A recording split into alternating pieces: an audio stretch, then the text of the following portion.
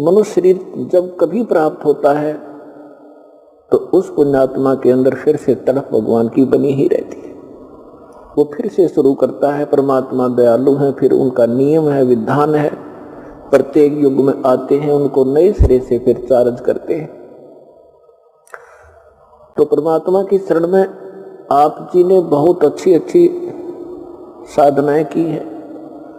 और जैसे लखबर सूरा जोज ही एक सूरवीर होते हैं, सूरमा जिसे कहते हैं, ये बहुत बड़ी पुण्यकर्मी प्राणी होते हैं। सूरवीर वो होते हैं जो कभी अन्याय करते नहीं और अन्याय सहन नहीं करते, और जब भी कभी कोई युद्ध के मैदान में वो खड़े हो जाते हैं या तो सामने वाले को मार डालते हैं या स्वयं कट टुकड़े टुकड़े हो जाते हैं, वो पीछे नहीं हटते। ये पुण्यकर्मी प्राणी के अंदर एक विशेष गुण होते हैं। लखबर सावत दे,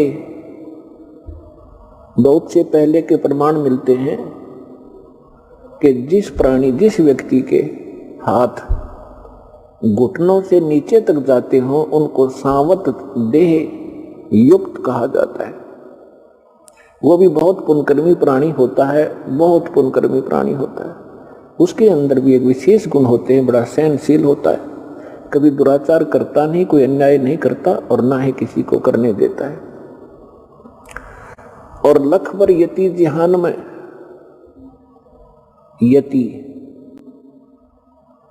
जैसे सुखदेव ऋषि थे, वो बड़े यति थे, लेकिन भक्ति साधना ठीक नहीं थी उनकी, फिर भी वो गुण था उसके अंदर। राजा जनक के पास जब वो दीक्षा प्राप्त करने के लिए गए, राजा जनक जी ने उनकी परीक्षार्थ उनका आसन एक अलग कमरे में लगा दिया और उसकी सेवा के लिए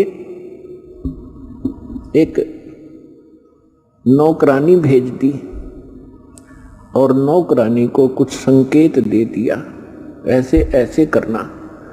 नौकरानी उनको खाना खिला करके उन्हीं के बेड पर बैठ गई।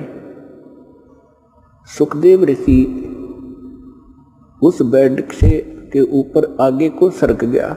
लड़की और निकट जाने लगी तो बेड छोड़कर वो बाहर खड़ा हो गया और कहा, बहन ए बेटी, आप बाहर जाइए, आप यहां ना रहिए। जब उस लड़की ने जाके राजा जनक से बताया कि ये ऐसे ऐसे किया और ये महापुरुष बहुत ही सूचे हैं, तो वो यति कहलाता है। तो यहां परमात्मा कहते हैं लखबर सूरा जोज ही, लखबर सावत दे और